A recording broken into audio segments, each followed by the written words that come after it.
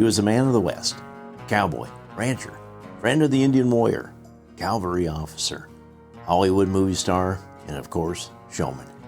He lived by the adage, never look back, because something might be gaining on you. This son of Irish immigrants was a true pioneer of Hot Springs County, Wyoming.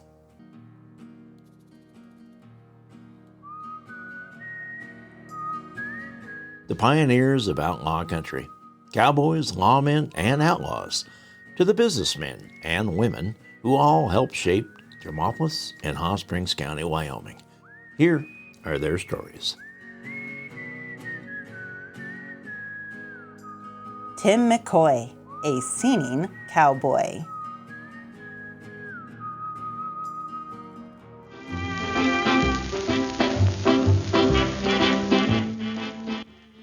During his lifetime, Tim McCoy was one of the most famous men who called Hot Springs County, Wyoming home.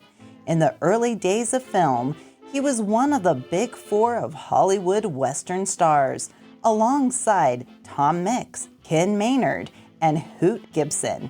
He starred in over 100 movies, had his own TV show, won an Emmy, and his star is on Hollywood Boulevard.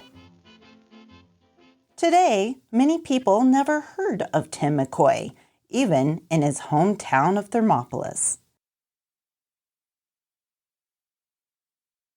Tim McCoy's early years were tied to Hot Springs County, and he ranched up Owl Creek at the Eagle's Nest for 30 years. He often said that his heart belonged to Wyoming, not the glitz and glam of Hollywood. Just who was he? Well, he was the all-American cowboy that found his way to Wyoming in the early 1900s. Tim McCoy grew up in Michigan, the son of Irish immigrants. His first exposure to the Wild West was as a 7-year-old at the Wild West show in Saginaw. He met Buffalo Bill backstage and was awed into silence. Later, as a young man, he spent time at the freight yard where wild horses were sold, and the main attraction were the cowboys that teamed them. After a cowboy he knew only as Bob taught him how to rope a half-wild bronc, McCoy was determined to become a part of this exciting life. In 1909, at age 18, McCoy slipped away from school and, without telling his parents, took off back west to be a cowboy, although he had no idea where he was going. Oklahoma, Nebraska, Montana, Arizona.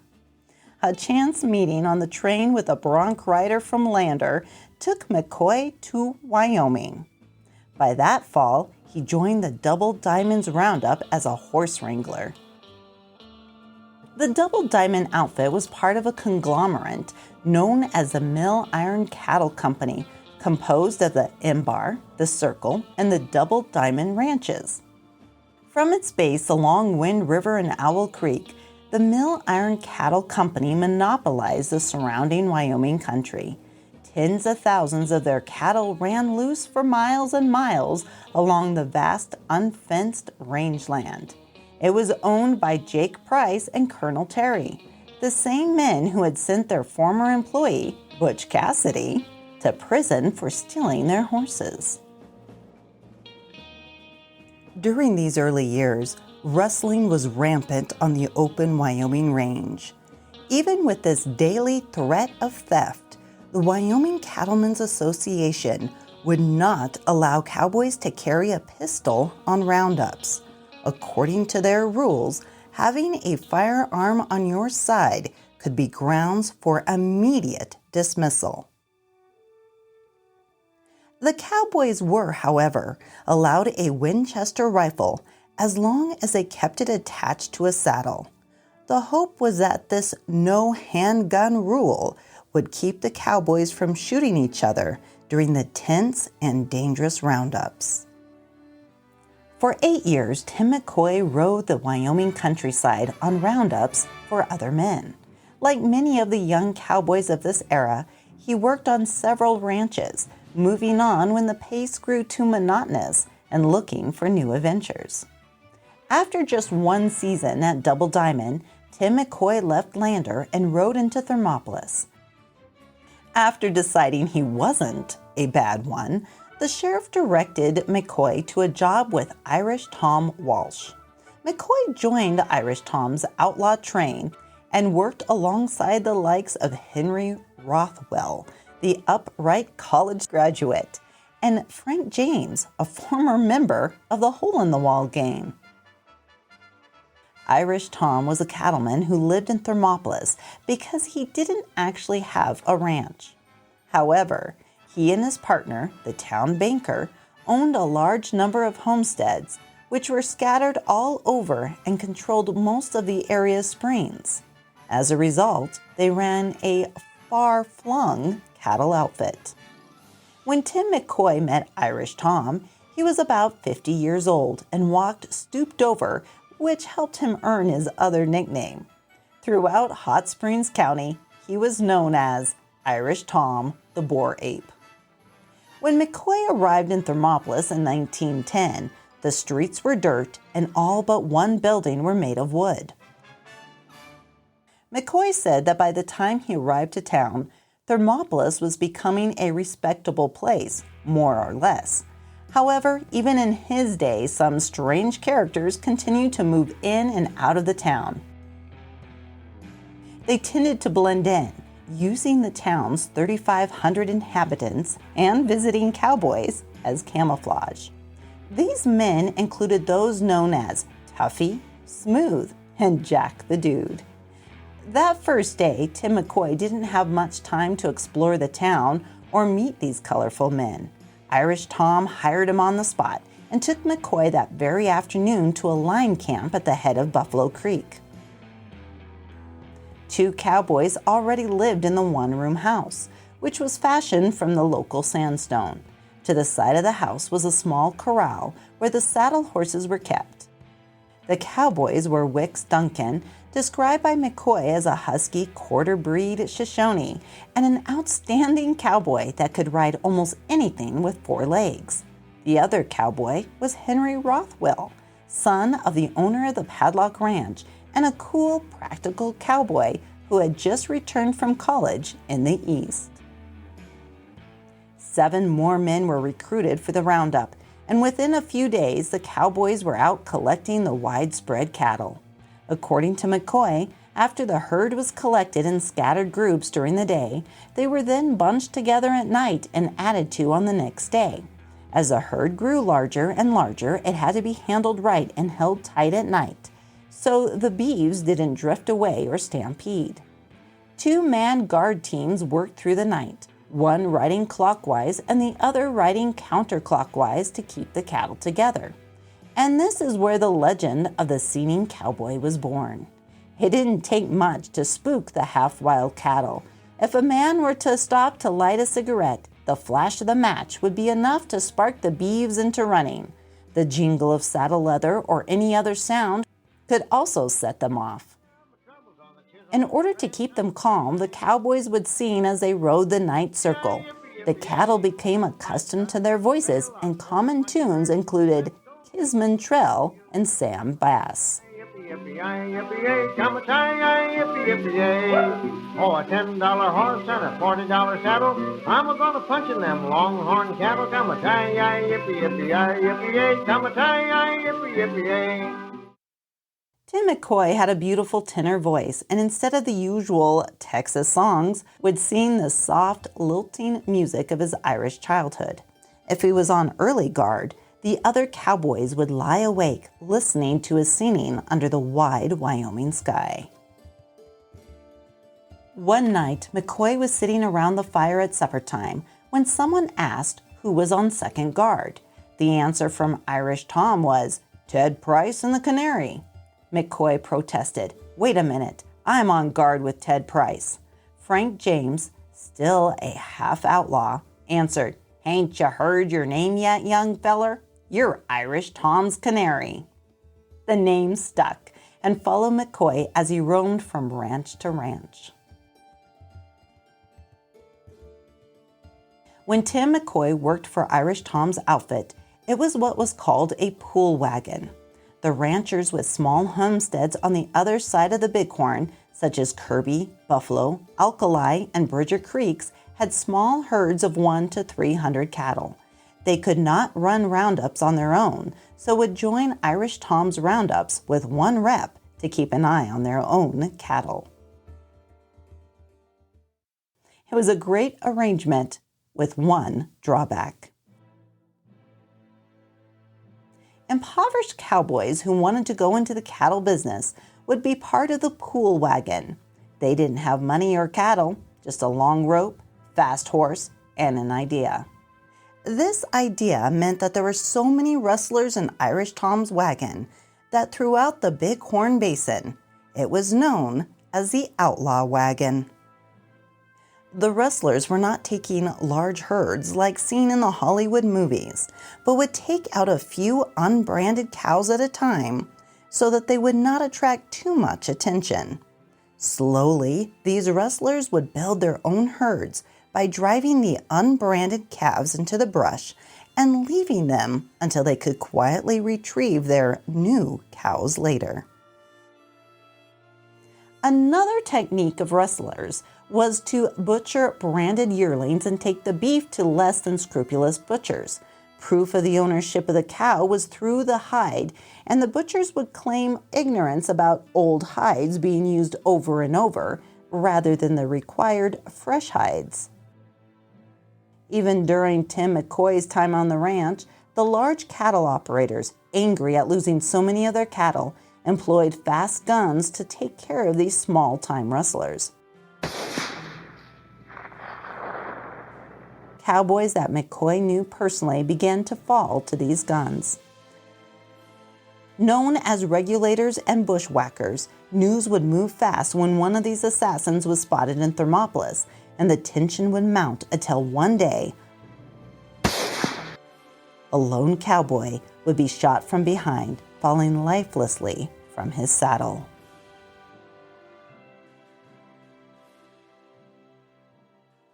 One of these well-known regulators of the area was Sam Barry. In 1912, Tim McCoy was at Happy Jack's saloon when Barry walked in. The mood altered immediately from loud and boisterous to the ambience of a funeral parlor. All Barry had to do was show his face, and rustling went away. He was well known to have personally collected blood money on accused rustlers, cutting off their ears as proof of his kill. Living on the edge of the outlaw era, Tim McCoy personally met many of the colorful characters that once ran around the lawless countryside. As a curious young cowboy, he asked questions of the old-timers. He spent time with former outlaws such as Walt Putney, who shared their stories now that the term limits had expired on some of their crimes. Another famous individual that Tim McCoy spent time with was Buffalo Bill Cody. Between 1912 and 1916, when on cattle buying trips or month-long breaks from cowboying, McCoy would go to the Irma Hotel, built by the famous showman. Often, Buffalo Bill himself would be there, regaling his audience with tales of old. McCoy was one of many young cowboys who stood within earshot of the legend to listen to his stories. This exposure to the great showman had an influence on McCoy, for by 1917, bearing his nickname, Irish Tom's Canary, McCoy had made the front page of the Thermopolis newspaper with his musical production, Talk of the Town. He had gathered together local talent and personally performed songs that stole the show.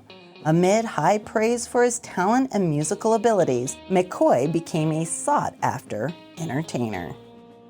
Hints of his future in Hollywood were seen in the newspaper write-up of the performance he gave for the Wool Buyers Association. Tim McCoy proved to be an all-round entertainer who put pep into the doings. His anecdotes would be among the best sellers if put in print, and a general gaiety man his equal would be hard to find. The cabaret girls were credited with being sophisticated, but when the Irish Canary got on the stage and mixed things up with them, the best they could do was to play second to his lead. By now, McCoy had his own spread, the Eagle's Nest, and the Owl Creeks above the Embar, but he wasn't content to stay at home. The year of 1917 brought Tim McCoy to the military. World War I was raging, and in a burst of patriotic pride, he penned a letter to Theodore Roosevelt, offering to recruit a full squadron of 400 cavalrymen from among the cowboys of Wyoming and Montana for the Rough Riders. 2 weeks later, a telegram arrived stating simply, "Bully for you. Do proceed. Roosevelt." Armed with this directive, McCoy took 2 months to get 400 men signed up for a squadron. To recruit his soldiers, he would ride into town on a Friday and make the rounds of the saloons. However, President Woodrow Wilson axed the Rough Riders' war effort, and the cowboys remained at their jobs on the range. That wasn't the end of Tim McCoy's military endeavors. Through his persistence, he joined the Army and rose in the ranks to major. Once the war was over, Tim McCoy and his wife Agnes returned to Thermopolis. On the isolated Eagle's Nest Ranch, the McCoy family's mail was delivered by horseback. Their neighbor, 10-year-old Ken Martin, would regularly take his horse to the post office at Embar below McCoy's ranch. On his way home, Martin would stop to drop off McCoy's mail, which was the start of a lifelong friendship. Ever the entrepreneur, Major T.J. McCoy made headlines in March 1919 when he bought a herd of 25 buffalo and shipped them to Eagle's Nest. His plans were to have a large buffalo breeding farm. His place was well situated for the purpose, being surrounded in large part by rim rocks and with an abundance of water, grass, and shelter. He wanted to host a buffalo hunt for wealthy Easterners. The newspaper reported the hope that Hot Springs County would become famous as the last place in the country where a real buffalo hunt could be enjoyed. The venture may not have panned out, but McCoy's personal career continued to expand. In early 1920, he was made the Adjutant General for Wyoming, and it was while in this position that he got his ticket to Hollywood. It was 1922, and Tim McCoy had been the Adjutant General of Wyoming for just under 3 years.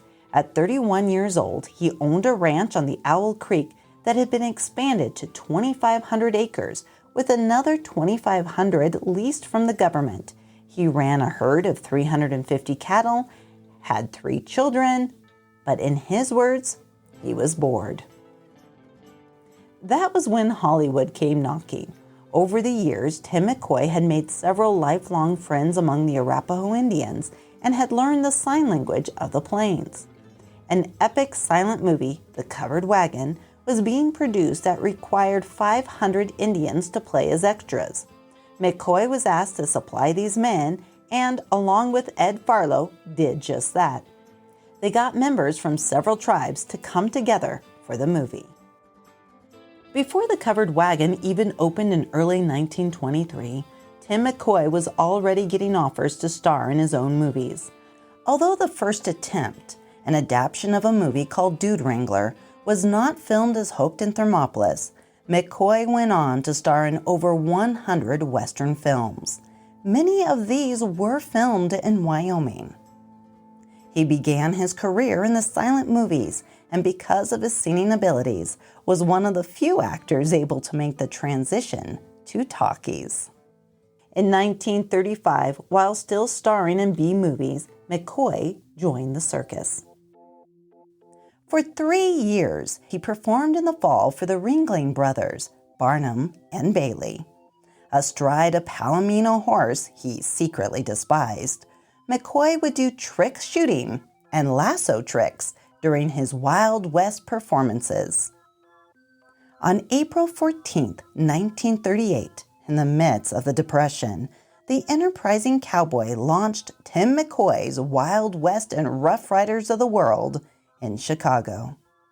The show only lasted 21 days, and McCoy lost $300,000 in the process. When his Wild West show failed, McCoy returned to the movies. World War II then called him back to action, and he risked his acting career to go answer the patriotic call. When he returned back to the States, he found there wasn't much work for 54-year-old cowboys in Hollywood. Before retiring in Pennsylvania, Tim McCoy returned to Thermopolis and sold the Eagle's Nest to a neighboring rancher and former boss, Landis Merrill. Landis Weber recalls being present at the sale when his grandfather purchased the ranch. The family remembers McCoy well. While working at the Inn Bar, the young cowboy stole a dress off the clothesline for his girlfriend Blanche, the future Mrs. Todd. He was fired from the ranch for his youthful prank, and soon after, the likable McCoy began his career as a promoter. Another family story claims that McCoy was one of the many bootleggers who plied his moonshining trade during the controversial Prohibition years, entertaining visitors at the remote Eagle's Nest. Selling the ranch wasn't the end of McCoy's visits to Thermopolis. In 1966, he returned to put on a cowboy poetry show and invited his old friends to attend and regaled them with a performance from the past. Among the attendees, now a warden in Jackson Hole, was Ken Martin, the 10-year-old boy that used to deliver his mail on horseback. When Tim McCoy wrote his memoirs, reflecting on his adventures, he told the story of his years in Wyoming rather than his glamorous life in Hollywood. Wyoming is where his heart belonged.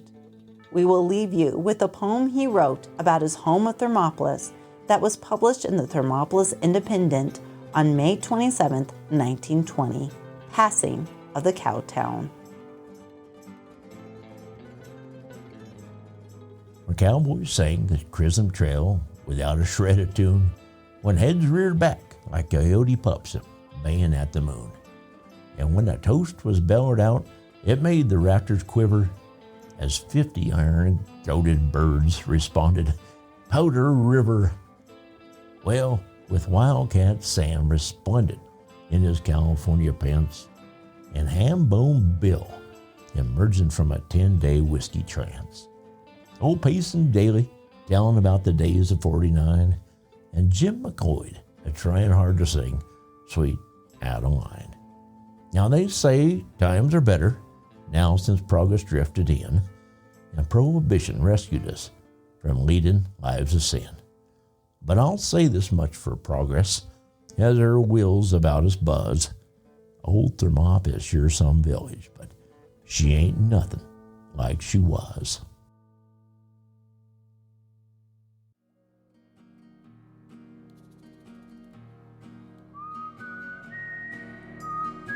Be sure to subscribe to Pioneers of Outlaw Country so you don't miss a single episode of this historic series. The stories of our pioneers were brought to you by the Hot Springs County Pioneer Association, and this podcast was supported in part by a grant from Wyoming Cultural Trust Fund, a program of the Department of State Parks and Cultural Resources. This is a production of Legend Rock Media.